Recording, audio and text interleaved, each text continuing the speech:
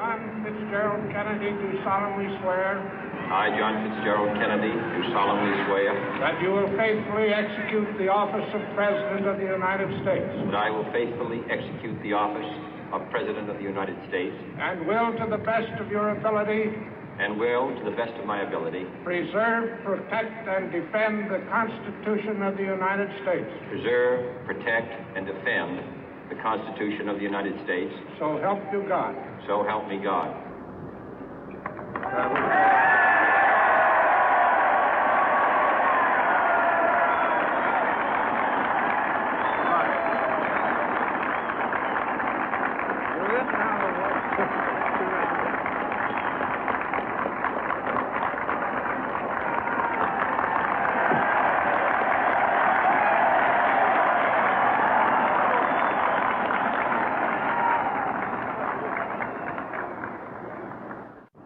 Vice President Johnson, Mr. Speaker, Mr. Chief Justice, President Eisenhower, Vice President Nixon, President Truman, Reverend clergy, fellow citizens.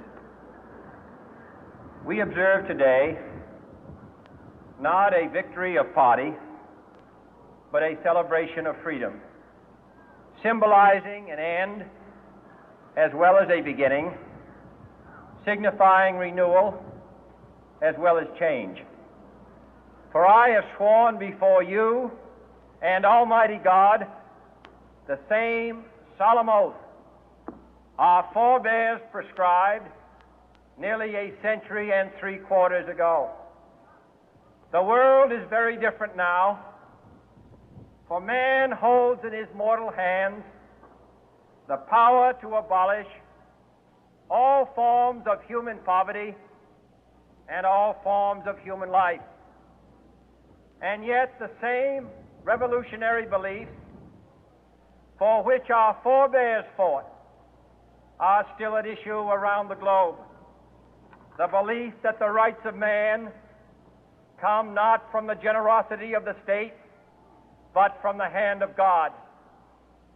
We dare not forget today that we are the heirs of that first revolution.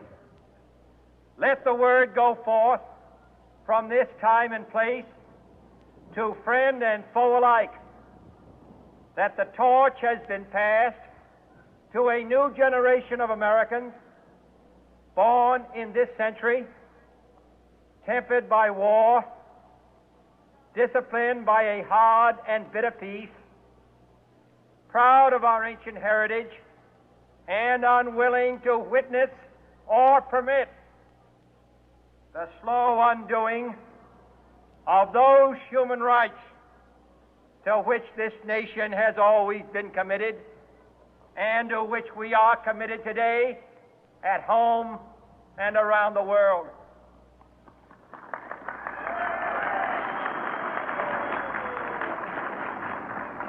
Let every nation know, whether it wishes us well or ill, that we shall pay any price, bear any burden, meet any hardship, support any friend, oppose any foe to assure the survival and the success of liberty.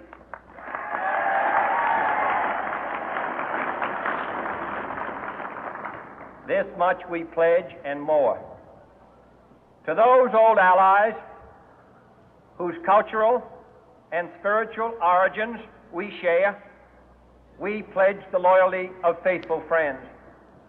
United, there is little we cannot do in a host of cooperative ventures.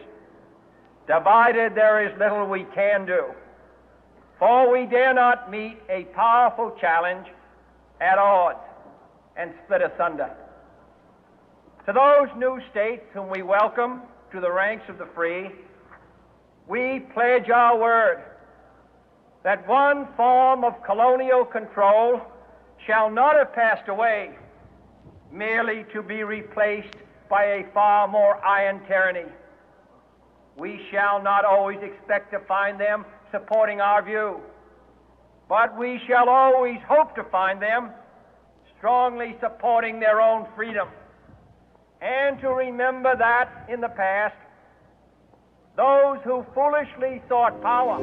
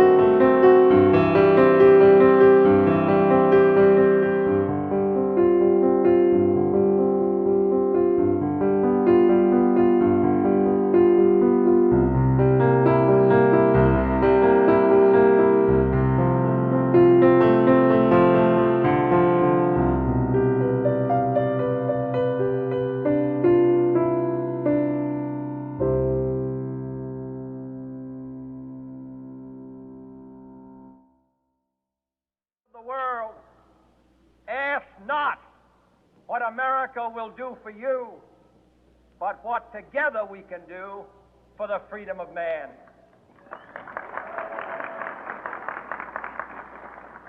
Finally, whether you are citizens of America or citizens of the world, ask of us here the same high standards of strength and sacrifice which we ask of you.